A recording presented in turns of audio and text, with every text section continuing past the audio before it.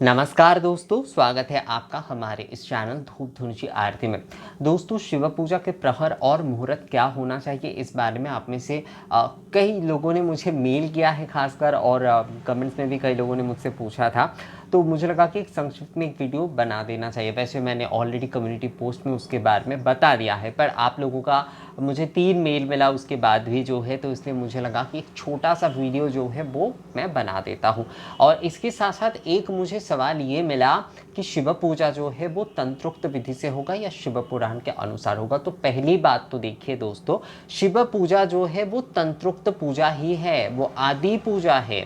तो आदि विधि के मतलब प्राचीन जो हमारी जो विधि है उसके साथ ही शिव पूजन होती है। और वैसे तो हर विधि ही प्राचीन है, पर शिव पूजा की जो मूल विधि है वो तंत्रोक्त इसलिए है क्योंकि वहां पर विधि की प्राधान्यता ही बहुत ज्यादा है। तो तंत्रोक्त विधि के अनुसार ही जो है शिव पूजन होगा। और इसमें जो है ये जो लोग मुझे कह रहे हैं कि गृहस्थों के लिए तंत्रोक्त विधि से शिव पूजा करना, हमारे हर पूजा की विधि जो है ना कहीं जगह पर जाकर जो है वो तंत्र से ही आए हैं।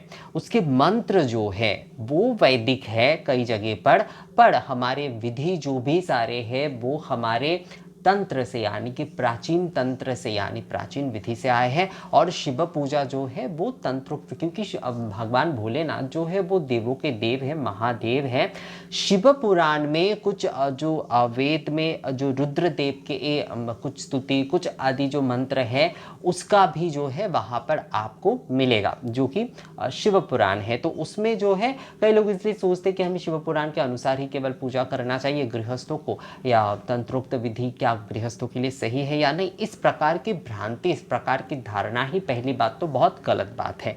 तंत्र जो है वो गृहस्थों के लिए, सन्यासियों के लिए, अघोरियों के लिए, जो दूसरे प्रकार की साधना करते हैं उनके लिए, हर किसी के लिए अलग है। चाहे वो शिव पूजा के हो, चाहे वो काली पूजा के हो, चाहे वो जगधात्री पूजा, अन्नपूर्णा पूजा या दुर्गा पूजा के हो, लक्ष्मी पूजा के हो, विष्णु पूजा, वैष्णव तंत्र में भी आते हैं कई सारे विषय। तो हर किसी के लिए अलग अलग है। गृहस्थ तंत्रोक्त विधि से हम अगर पूजा करते हैं तो वो बिल्कुल भी सही है, उसमें किसी भी प्रकार की कोई समस्या नहीं। तंत्र को ना इतने छोटे तरीके से मत आंकिए। तंत्र जो है वो एक विस्तृत विषय और सभी के लिए अलग अलग विधान दिए गए हैं। तो इन सारे विषयों को लेकर कंफ्यूज मत होइए। शिव पुराण अनुसार अगर आप जो है वो कुछ रुद्र मंत्रों का प्रयोग करके अगर आप पूजा करना चाहते तो आप कर सकते हैं, उसमें कोई समस्या नहीं। पर मूल रूप से तंत्रोक्त विधि में जो होता है वो निवेदन होता है, जैसे कि हर वस्तु को शोधन करना, उसे गंध पुष्प से पूजा करना, उसे जो है ओम नमः शिवाय, वहां पर विधि ही मूल होता है। तंत्रोक्त पूजा में विधि ही मूल होता है। वैदिक पूजा में जैसे कि विधि के साथ साथ मंत्र का भी एक विशेष विषय रहता है। तंत्रोक्त पूजा में भी कई सारे मंत्र ऐसे होते हैं जिसका प्रयोग बहुत ही लाभदायक होता है, पर जो साधारण तंत्रोक्त पूजा होती है उसमें जो है विधि ही मूल होती है। वहां पर जिस तरीके से प्रक्रिया से हम पूजा कर रहे हैं वो वहां पर मूल होता है। षोडशोपचार में हर वस्तु को, इसलिए कई लोग आप लोग कहते हैं ना कि बंगाल में जैसे कि जिस प्रकार से हर वस्तु को अलग अलग प्रकार से निवेदन किए जाते हैं, उसके बहुत एक विस्तृत प्रक्रिया, तो ये प्राचीन तंत्र विधि से आया है दोस्तों। तो प्राचीन ये जो विधि है ना उसी नियम से जो है शिव पूजन, काली पूजा, अन्नपूर्णा पूजन यहाँ पर मूल रूप से किए जाते हैं, जो कि तंत्रोक्त विधि है, वहाँ पर विधि की बाहुल्यता है। तो इसी वजह से जो है थोड़ा मतलब डिफरेंस हो जाता है कई कई समय जो है स्टेट पर स्टेट। तो यहाँ पर मूल रूप से ये विषय मुझे बार बार इसलिए बोलना पड़ रहा है क्योंकि आप लोगों को मुझे लगता है इस विषय का ना कन्फ्यूजन बहुत हो रहा है। बिल्कुल ना घबरा कर शिवो पूजा में अपना मन लगाकर जो है आपको पूजा करना चाहिए। मैं फिर से एक बार कहता हूँ, गृहस्थ पूजा के लिए तंत्रोक्त नियम अलग होता है, सन्यासियों के लिए, अघोरियों के लिए नियम अलग होता है। हर किसी के पूजा की विधि, हर किसी के पूजा के द्रव्य जो है उसके वर्णन संपूर्णता से अलग है। उसे एक करके अगर आप लोग जो है अपने मन में किसी भी प्रकार की कोई द्वंद्व को पालते हैं ना, तो वो आपके पूजा को ही जो है पूर्णता नहीं देगी। तो इसलिए इन सारे विषयों को मन से हटा दीजिए। जिस भी प्रकार से आपको पूजा करके शांति मिलती है, पहली बात तो वो डिसाइड कर लीजिए, चाहे वो तंत्रोक्त विधि से करें या शिव पुराण अनुसार ही आप पूर्णता करें, उस प्रकार से ही आप पूजन करिए। अब आ जाते हैं प्रहर के विषय में। देखिए, प्रहर के विषय में ही एक्चुअली ये विषय था और मुझे संक्षिप्त वीडियो ही बनाना है। ये बहुत बड़ा लंबा नहीं करना है, पर ये सारे सवाल कभी कभी आ जाते हैं और इसके विषय में आलोचना करते करते वीडियो कई समय लंबा हो जाता है। आपने देखा ही होगा, मेरे कई सारे वीडियोज़ में यही होता है। तो प्रहर की अगर बात की जाए तो आप अगर जो है ये सुबह से, मतलब व्रत जो रखना है, कई लोग कह रहे हैं कि संध्या से व्रत रखें। संध्या से कोई व्रत नहीं होता, व्रत सूर्योदय से होगा। 11 तारीख को आपको सूर्योदय से ही जो है आपको व्रत करना है। जैसे कि सुबह की पूर्वाह्न की पूजा होगी, उसके बाद आप जो है मतलब आरती कम से कम आपको करना चाहिए। आप पूजा जो है भले ही जो है मतलब शिवरात्रि की पूजा, नित्य पूजा तो आपको करना ही है, जैसे आप नित्य पूजा करते हैं। नित्य आपके घर में अगर शिवलिंग प्रतिष्ठित है तो वहाँ पर तो आपको नित्य पूजा करनी ही है। पर जो है आप केवल शिवरात्रि की पूजा अगर करना चाहते हैं तो आप 8 बजे के बाद कर सकते हैं। प्रदोष समय में भी कई लोग शुरू करते हैं, कई लोगों के वहाँ पर प्रदोष समय से पूजन शुरू किया जाता है, पर हमारे यहाँ पर क्योंकि मूल रूप से जो है 8 बजे के बाद ही पूजन शुरू किया जाता है, क्योंकि 8 बजे के समय काल को रात्रि कालीन कहा जाता है। तो क्योंकि ये शिवरात्रि की पूजन है तो इसलिए जो है 8 बजे के बाद ही जो है पूजन मूल रूप से शुरू होता है, जो हमारी प्रहर की पूजा होती है। कई लोग इसे 7 बजे से काउंट करते हैं, पर हमारे यहाँ पर मैं अपने यहाँ की बात कर रहा हूँ। कई लोगों ने मुझे ये कहा कि दादा हमारे यहाँ पर तो 6 बजे से भी काउंट होता है, जब से सूर्यास्त हो जाता है, प्रदोष जब से लग जाता है। हाँ, कोई समस्या उसमें नहीं है, पर दूसरे प्रहर की पूजा जो आपको करना है वो आपको 11 बजे के बाद ही करना है। आप पहले प्रहर की पूजा कई लोग क्या करते हैं, थोड़ा बहुत विस्तृत रूप से करते हैं, और जो बाकी 3 प्रहर की पूजा होती है वो थोड़ा संक्षिप्त में करते हैं। तो अगर आप प्रदोष काल से करते हैं, मतलब मान लीजिए कि 6 बजे सूर्यास्त हो गई, तो उसके बाद से ही आपने जो है पूजन कर दिया, तो आप 10 बजे तक पूजा कर ही सकते हो, उसमें कोई समस्या नहीं है, थोड़ा विस्तृत तरीके से जो है। पर फिर से एक बात सुन लीजिए दोस्तों, आपको व्रत जो है वो संध्याकालीन से शुरू नहीं करना है, आपको सुबह से ही व्रत रखना है। सुबह से ही आपको नित्य पूजा आदि ये सब कुछ करना है। भगवान शिव की आरती जो है वो आपको पूर्वाह्न में, मध्याह्न में और संध्या में करना है।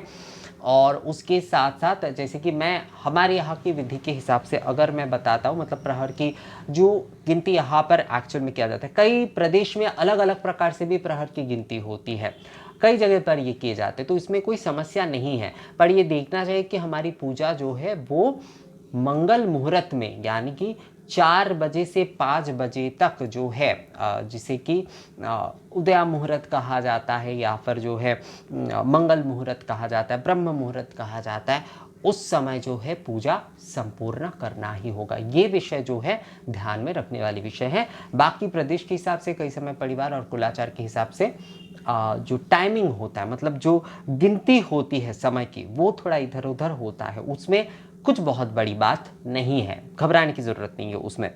तो जैसे हमारे यहाँ पर जैसे कि 8 बजे से लेकर प्रथम पहर की जो पूजा होती है वो 8 बजे से लेकर जो है 11 बजे के भीतर जो है उसे संपूर्ण करना होता है। मूल रूप से 10 बजे के भीतर ही संपूर्ण किए जाते हैं, पर अगर आप थोड़ा विस्तृत रूप से करना चाहते हैं तो आपको 11 बजे के भीतर करना चाहिए। जो प्रथम प्रहर की पूजा होती है वो आपको 11 बजे के भीतर संपूर्ण करना है। अब दूसरे प्रहर की जो पूजा है, वैसे ज़्यादातर क्या होता है, 8 बजे से लेकर 10 बजे तक या फिर 10:30 बजे तक ही जो है प्रथम प्रहर की पूजा संपूर्ण हो जाती है। उसके बाद जो है जो दूसरी प्रहर की जो पूजा होती है वो 11 बजे से लेकर 12:30 बजे तक चलता है। पर आप अगर जो है प्रथम पहर की पूजा 11 बजे तक भी करते हैं तो भी कोई समस्या नहीं है। उसके बाद जो है 11 बजे 5 मिनट से लेकर आप जो है, या फिर आप 11 बजे से लेकर ही जो है 11 बजे से लेकर आपको जो है 12:30 बजे तक जो है आपको दूसरे प्रहर की पूजा करना है। उसके बाद 1 बजे से लेकर 3 बजे तक जो है आपको वो तीसरी प्रहर की पूजा करना है। और उसके बाद जो है 3:30 बजे से लेकर 5 से 5:30 बजे तक, एक्चुअली 5 काउंट किया जाता है, देखा जाए तो पूजा कंप्लीट होते होते, मतलब पूर्ण होते होते 5:30 बज जाता है। 6 बजे के भीतर करना सही होता है, मतलब आपके अगर जो है 5 बजे से ऊपर हो जाए तो 6 बजे के भीतर कम से कम कंप्लीट करना ही चाहिए। तो ये हो गया काउंट। मैं काउंट की अगर बात करूँ तो कई जगह पर क्या होता है 7 बजे से जो है 9 बजे के भीतर प्रथम प्रहर की पूजा होती है। उसके बाद जो है 10 बजे से लेकर 1 बजे तक दूसरी प्रहर की पूजा होती है। उसके बाद जो है वहाँ पर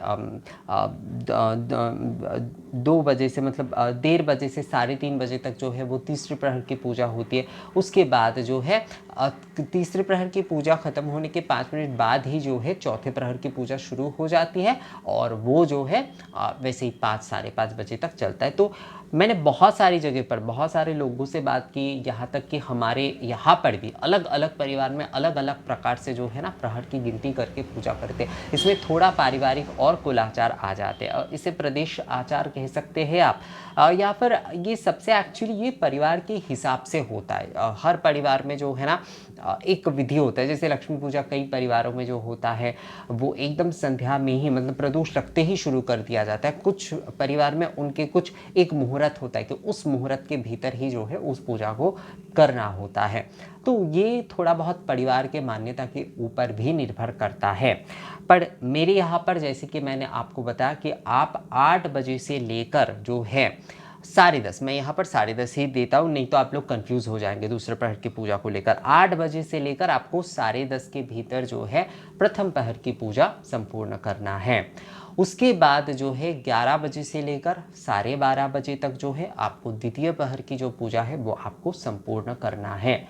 इसके बाद हम मध्य रात्रि में आ गए। 12 बजे के बाद हम जो है मध्य रात्रि में आ रहे हैं। तो उसमें 1 बजे से 3 बजे के भीतर जो है आपको तीसरे प्रहर की जो पूजा है वो आपको संपूर्ण करना है।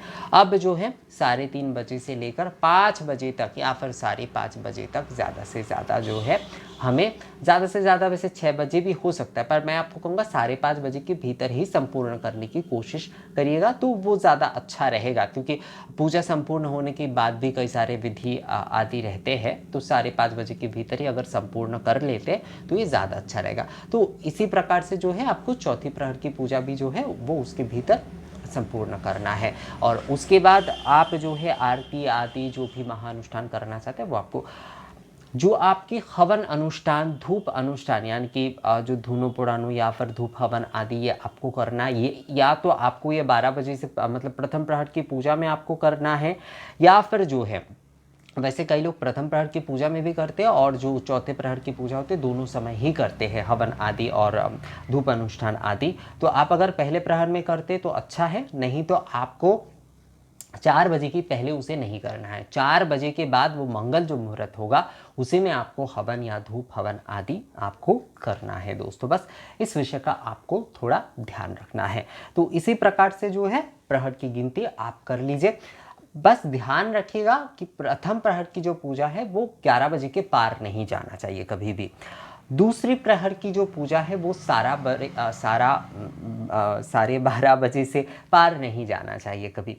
तीसरे प्रहर की जो वो पूजा है वो कभी भी जो है मतलब 3 बजे से पार नहीं जाना चाहिए। चौथे प्रहर की जो पूजा है वो कभी भी ज़्यादा से ज़्यादा 6 बजे के पार नहीं जाना चाहिए। इस विषय को बस आप ध्यान रखिएगा। बाकी मैंने जो है कम्युनिटी पोस्ट में डाला है उस विषय का भी आप पूरी तरीके से फॉलो कर सकते हैं। केवल जो है आप एकदम टाइमिंग उस तरीके से फॉलो करके चलना चाहते हैं। मैंने यहाँ पर आपको जो है मेरे यहाँ पर जिस तरह से प्रचलित है उस प्रकार से मैंने धारणा दी है। जिनके घर में 7 बजे से लेकर 9 बजे तक प्रथम प्रहर की पूजा होती है वो भी कर सकते हो, उसमें समस्या नहीं है। इन सारी चीज़ों को लेकर कंफ्यूज मत होइए दोस्तों, ये सारी चीज़ें बहुत ही सरल और मतलब ये विधि है। विधियों का हमें विधि जो भी हो बस हमें उसे पूर्णता से पालन करना है। बाकी हमारे भक्ति बाकी हमारे निष्ठा ये बहुत ज़रूरी है। और अगर आप केवल जो है एक प्रहर या एक बार में ही पूजन करना चाहते हैं तो मैं आपको कहूँगा कि आप 8 बजे से लेकर जो है संध्या आरती के बाद जो है 11 बजे के भीतर जो है आप अपनी पूजन संपूर्ण करिए। थोड़ा विस्तृत तरीके से जो है षोडशोपचार विधि आदि से आप करिए और 11 बजे के भीतर जो है अपने पूजन को संपूर्ण करिए। उसमें आप हवन आदि धूप अनुष्ठान जो भी आप करना चाहते हैं वो आप उसमें कर ही सकते हैं। बस आप अगर 4 प्रहर की कर रहे हैं तो या तो आप प्रथम प्रहर में करिए और चौथे प्रहर में दोनों बार आप कर सकते हैं, या फिर केवल अगर एक बार करना चाहते हैं तो आपको सुबह जाकर जो है 4 बजे के बाद ही आपको करना चाहिए उस विधि को। ये विषय बस थोड़ा आपको ध्यान में रखना है। तो दोस्तों प्रहर के विषय में मुझे लगता है आप में से जिन लोगों को जो भी सवाल था वो थोड़ा क्लियर हो गया है।